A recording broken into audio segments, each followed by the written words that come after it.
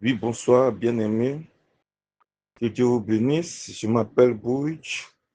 Je vais vous lire une méditation du pasteur Claudie. Le titre, c'est Le roi est mort. Bien-aimés, ne tombons pas dans l'indifférence. 2 Samuel chapitre 1, à partir du verset 11 et 12. David saisit ses vêtements et les déchira. Et tous les peuples qui étaient auprès de lui firent de même. Ils furent dans le deuil, pleurèrent et jeûnèrent jusqu'au soir à cause de Saül, de Jonathan son fils, du peuple de l'Éternel et de la maison d'Israël, parce qu'ils étaient tombés par l'épée. Quelle aurait été notre réaction dans une telle situation si celui ou celle qui nous a rendu la vie amère venait à disparaître?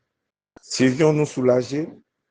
Nous écririons-nous: enfin la délivrance, enfin je vais pouvoir occuper ma place et entrer pleinement dans ma destinée?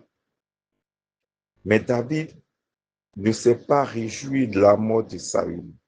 Bien au contraire, la nouvelle l'a bouleversé et plongé dans un profond chagrin. Pourtant, Saül avait été pour lui un véritable cauchemar. Il l'avait poursuivi sans relâche, cherchant à le tuer. David avait dû vivre des années dans les cachettes, sans repos, sans stabilité, toujours menacé, voyant la promesse du trône s'éloigner chaque jour. Mais pourquoi n'était-il pas dans la réjouissance?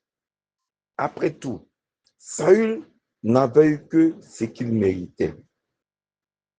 Ce qui a brisé le cœur de David, ce n'était pas seulement la mort de son adversaire, mais l'humiliation et la défaite subie par Israël, le peuple de l'Éternel.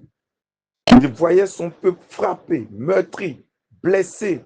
Son amour pour Israël surpassait ses ressentiments personnels. Voilà pourquoi il était un homme selon le cœur de Dieu. Son regard ne s'arrêtait pas sur lui-même, mais sur la gloire de Dieu et le sort de son peuple. Et nous, lorsque l'Église traverse un temps de honte, ou qu'un frère, une sœur tombe dans le coup de l'ennemi, quelle est notre réaction? Restons-nous indifférents? Sommes-nous de ceux qui disent c'est bien fait pour lui, de ceux qui profitent de la situation pour s'élever ou qui en rajoutent avec des paroles blessantes et des jugements sévères? Ou bien partageons-nous réellement la douleur du corps de Christ, comme Paul le rappelle?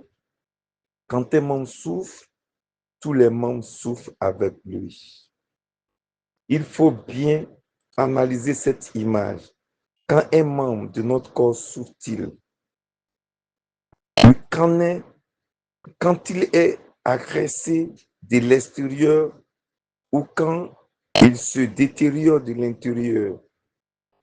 Savez-vous quelle maladie rend insensible à la douleur? La lèpre. Lorsque l'Église devient insensible à la souffrance ou même à la perte de ses propres membres, n'est-ce pas une forme de lèpre spirituelle, conséquence du péché et de l'égoïsme? Bien-aimés, ne tombons pas dans l'indifférence. Quand un frère ou une sœur chute, que toute l'Église se lève comme un seul corps pour repousser l'agression de l'ennemi et entourer de soins celui qui est blessé. De la même manière que les anticorps se mobilisent dans le corps humain pour combattre une infection, mobilisons nos prières, notre compassion, notre solidarité pour restaurer et relever ceux qui souffrent. 1 Corinthiens chapitre 12, verset 26. Je vous remercie.